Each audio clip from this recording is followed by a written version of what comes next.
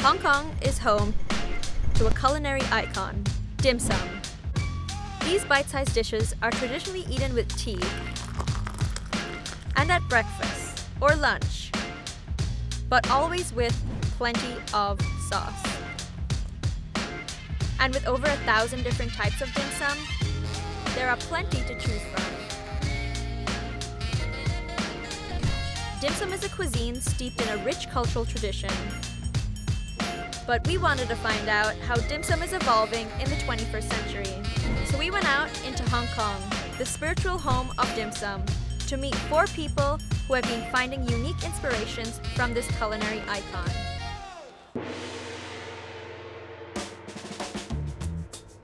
To start our journey of exploration, we traveled to downtown Hong Kong to meet a dim sum master with a distinctive approach. Dim sum to me is something that really represents Hong Kong. It's something I discovered in Hong Kong. I didn't know about dim sum before landing in Hong Kong. This is Swiss chef Nicolas Elalouf. Since opening his restaurant Manmo Dim Sum in 2014, Nicola has earned a reputation for introducing unusual ingredients into his dim sum recipes. I want to open my own restaurant, but I didn't want to do a French restaurant or a Swiss restaurant or any kind of Western food. But I learned here that the specialty of Hong Kong was the dim sum and the dumpling. So I learned the basic of how to make the dough for the dumplings, but I don't know what we can put inside. I like European food. And then I thought, why we cannot combine both? Nicola's menu includes dim sum recipes such as foie gras, ratatouille, and sea bass. My favorite probably is the truffle brie dumpling. It was the craziness of my concept, bringing cheese into dumpling and dim sum. For the past 11 years, Nicola has made his home in Sheung Wan, a trendy neighborhood in the heart of Hong Kong. So this street is called Upper Lascaro and known as well as Cat Street. This is where I decided to open Manmo because I thought it's still a very a street with a lot of character and a lot of authenticity. It influenced the whole concept of the restaurant because I decided to create a very modern design restaurant in the middle of the antique street because it's keeping the traditional way of making the dumplings, but inside we did a modern twist. I like to buy products from local people in the market. To me, it's a good relationship. Sifu, Leo! Leo ma!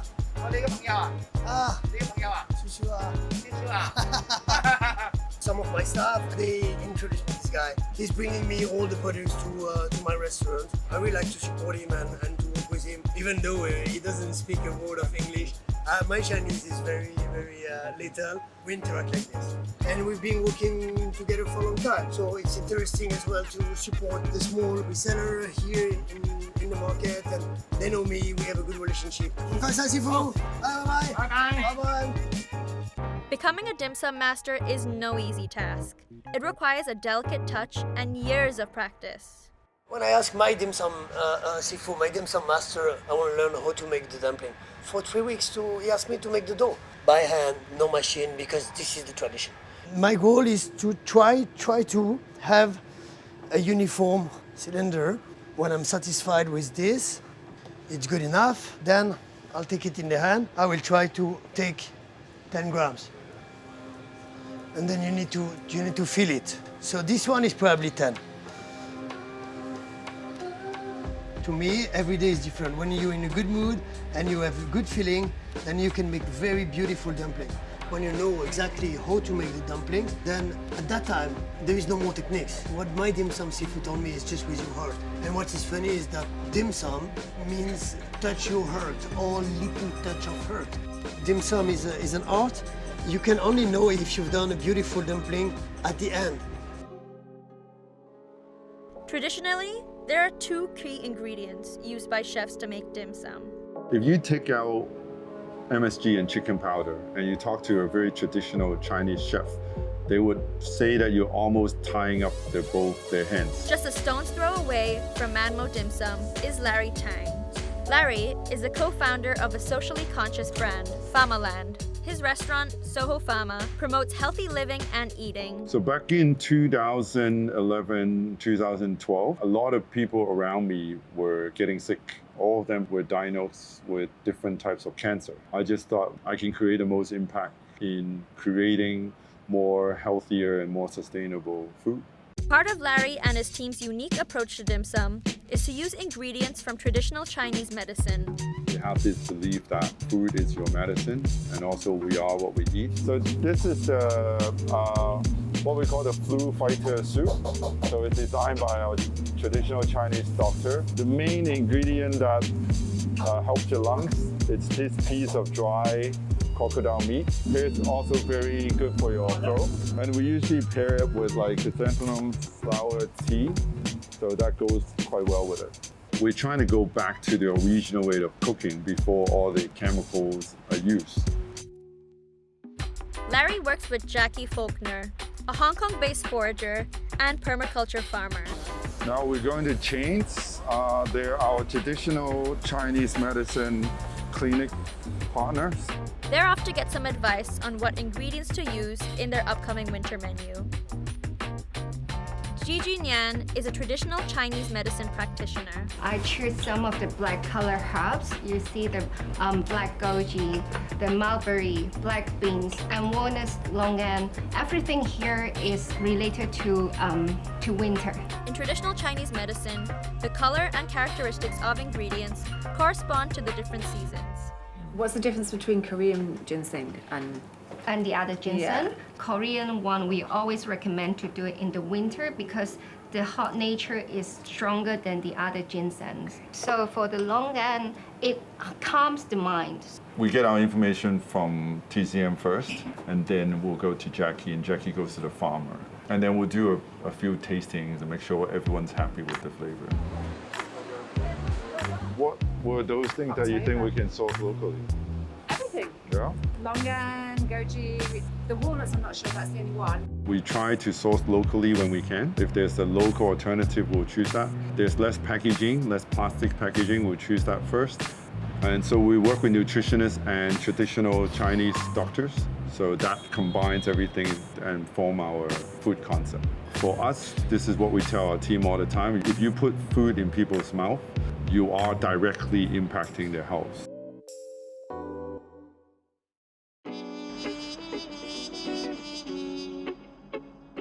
When people think of dim sum, they mostly think of it as something they can eat. But we wanted to find out how dim sum is inspiring people beyond the belly. So we went to find two people who've expressed their love of dim sum in their own unusual ways. The first is Louis Yan, known as the David Copperfield of Hong Kong. Today, Louis is in Yamate, an area in the south part of Kowloon. Dim sum or tea house bring me a lot of memories with my family. When I was a child, little boy, my father always bring me to a tea house, reading newspaper, and we talk about the daily life. It's a memory to me, so I want to do some magic in a tea house. Louis is here to pick up a few props for some dim sum magic tricks. 姐姐你好，我見到好多大大細細唔同嘅種類嘅蒸籠喎，其實通常整啲乜嘢嘅咧？即係大係咪整包啊？呢啲就係點心啊，定點樣嘅咧？係啦，通常咧細嘅咧就係點心，大咧就係整包，或者係手包。通常我哋中國人咧嗰啲係一盤係一家人食㗎嘛，所以就會用大籠腸啦。哦，即係識呢啲係點樣嘅咧？小籠包。我識我一個嘅。一個小籠包係啦，呢個食材係啦，一人一個咁樣，好精緻咁樣。係啦，好精緻，冇錯啦。Whilst Louis was preparing some magic tricks, we decided to head across town to visit an artist with a unique take on dim sum. Xavier Tsang is the founder of BeCandle, an internationally renowned collective of candle artisans and designers. BeCandle started as a small candle workshop. What's unique about BeCandle is that we produce and create everything in Hong Kong. It has a very local touch. Xavier is based in Sai Kung, a small town on the northeastern edge of Hong Kong. Sai Kung is a place where I grew up and I live and I love. I love the communities, I love the way people live here, the lifestyle. You can see this is my workshop and my shop's there. It's half-minute walking distance. And this is my uncle's shop and my auntie is still here. My shop. Wax is like water. It can be everything. You melt it, you mold it into different things. You can see the colors changing. It's getting translucent. Candle is something that you can see the outcome in a few minutes. It's pretty much like making food. There's one time while I was eating, I saw how the chef prepared changfan and realized that the technique and the material is quite similar to what I do with wax. I just click in the mind that I can use wax to replicate everything. Every color, every texture, every techniques that they use to make the dim sum. We set more and then we squeeze them into shape. I think I can make dim sum. Xavier and his team have recreated 6 types of iconic dim sum. So this is how we prepare the meat for the hagao, the shrimp dumpling. So this kind of dim sum, you can see the details. Every piece is different, so I want to let people see and feel the craft behind. The dim sum candles are more physical memories for the experience of Hong Kong. The wax is kind of similar to food. You light it, it's like you consume the food. You can choose to put it there or you light it and make it disappear and as a memory. Many of the techniques that Xavier uses are similar to those of a real-life dim sum chef. We really went into the kitchen of the dim sum place to see and asked the seafood how to wrap each dim sum. And I showed him my piece of hagao and he said, no, it's not like this. It's not hard, but you need a lot of practice to make it right. Each time we make the same dim sum, the outcome is different. That's what I like about it, because the chef is different, the dim sum will be different. I think there are no limits of like how to work on the wax. You can play whatever you want to play with. A lot of my works I try to explore about the identities and culture of Hong Kong. And now, since I moved back to work here in Sai Kung, I'm more interested even in the Sai Kung itself. Back in central Hong Kong, we met up with Louis at the iconic Look You Tea House. When I travel around the world in the different countries, when I asked my audience, okay, what is your favorite fruit from Hong Kong?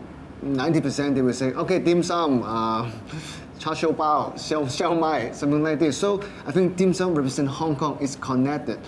That's why I'm always using dim sum for my magic.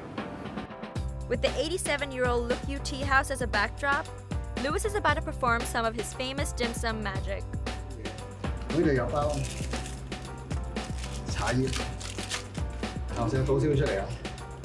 呢個係鐵觀音嘅茶葉嚟嘅，我只要將鐵觀音嘅茶葉放喺茶壺嘅側邊，我哋一齊專心望住呢一度，好，大概等半個小時。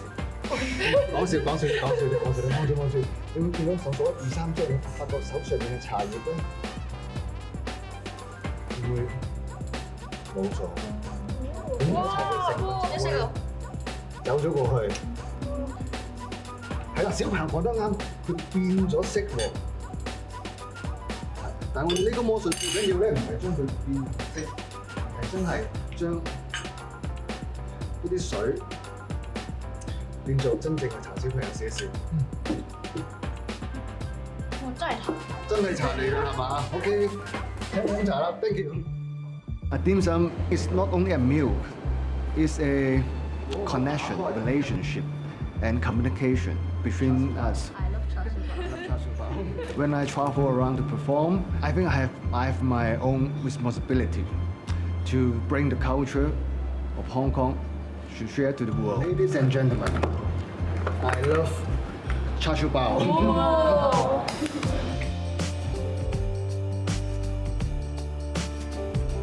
Dim sum is more than just a food. If we can reinvent it and make it into something healthier, then that's actually quite satisfying for us. It's something that represents Hong Kong and captures the city's spirit of imagination and innovation.